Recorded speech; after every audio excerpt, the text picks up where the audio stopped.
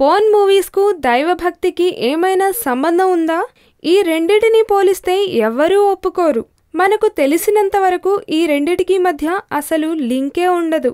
ఒకటి అశ్లీలతకు సంబంధించింది కాగా మరొకటి అత్యంత పవిత్రమైనది.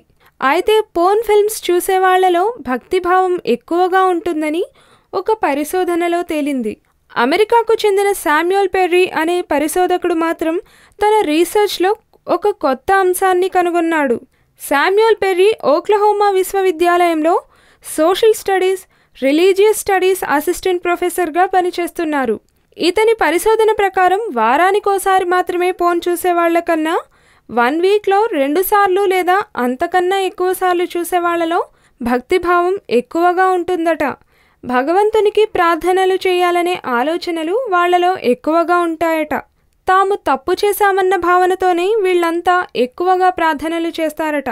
మొత్తం 6 ఏళ్ల పాటు శామ్యూల్ ఈ పరిశోధన చేపట్టారు. సుమారు 1300 మందికి పైగా వ్యక్తులపై ఈ అధ్యయనం చేశారు. ఆ తర్వాతే ఈ విషయాన్ని ప్రకటించాడు. ఈ వీడియో మీకు నచ్చినట్లయితే లైక్ చేయండి, ఇంట్రెస్టింగ్ గా అనిపిస్తే షేర్ చేయండి. మా నుంచి వచ్చే మరిన్ని వీడియోస్ కోసం సబ్స్క్రైబ్ చేయండి.